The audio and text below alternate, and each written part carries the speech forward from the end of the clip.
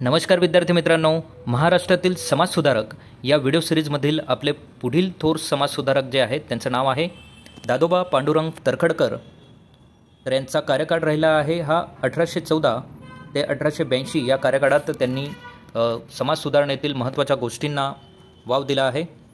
तर महाराष्ट्रातील पहिले धर्मसुधारक, व्याकरण व भाष्यकार, स्वतंत्र प्रज्ञेचे पहिले ग्रंथकार म्हणून त्यांची ओळख आहे। त्यांना मराठीचा जन्म मुंबई येथे 1814 मध्ये झालेला आहे। मुंबई या ठिकाणी मूळ घराणे वसईजवळील तरखड येथील होते।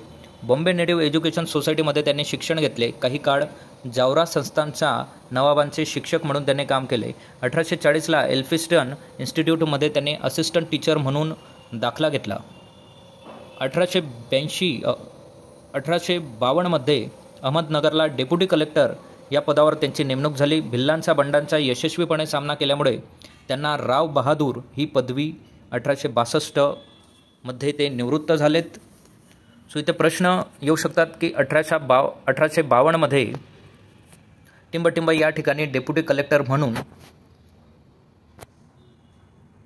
दादोबा पांडुरंग तरखडकर यांनी काम केले आहे। तर अहमदनगरला त्यांनी 1852 मध्ये डेप्युटी कलेक्टर म्हणून काम केलं आहे आणि त्यांनी कुठला बंड मोडून काढला यशस्वीपणे, तर तो भिल्लांचा बंड त्यांनी मोडून काढला आहे।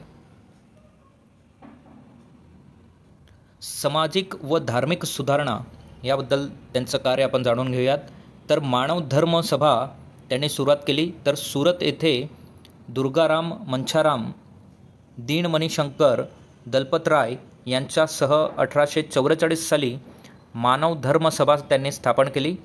सो मानव धर्म सभा हे कोणी स्थापन केली, तर तरखडकर यांनी मानव सभा ही स्थापन केली। ती कधी स्थापन केली? 1844 या वर्षी।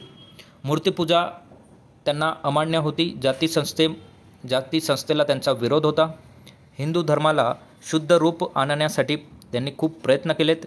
या सभेच्या प्रचारासाठीच त्यांनी धर्मविवेचन हा ग्रंथ लिहिला।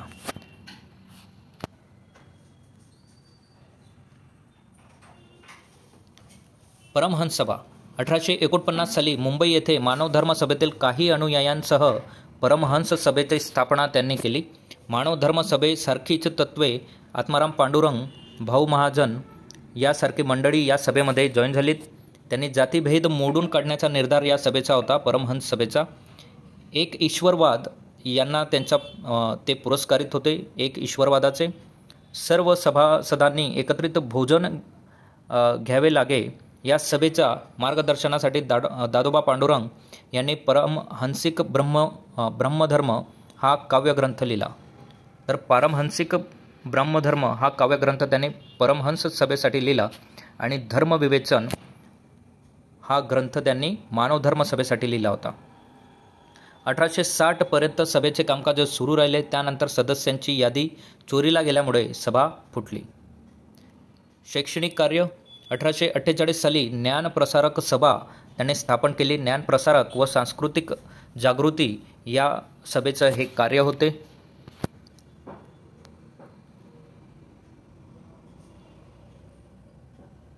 वाङ्मयीन क्षेत्रातील कार्य त्याचं लक्षात घेऊयात। तर मराठी भाषेचं व्याकरण, मराठी नकाशाचे पुस्तक, विद्येच्या लाभाविषयी, विधवा श्रुमार्जन, यशोदा पांडुरंगी, परमहंसिक ब्रह्मधर्म, आत्मचरित्र, शिशुबोध इत्यादी ग्रंथ त्यांनी लिहिले। यमुना पर्यटन हा बाबा पदमजी यांच्या ग्रंथात दादोबा पांडुरंग यांनी पुनर्विवाह विषयक लेख लिहिला आहे। योग्यता त्यांना मराठी भाषेचे पाणिनी म्हणून त्यांना संबोधले जाते। मराठी भाषेच्या व्याकरणामध्ये त्यांचा सिंहाचा वाटा आहे।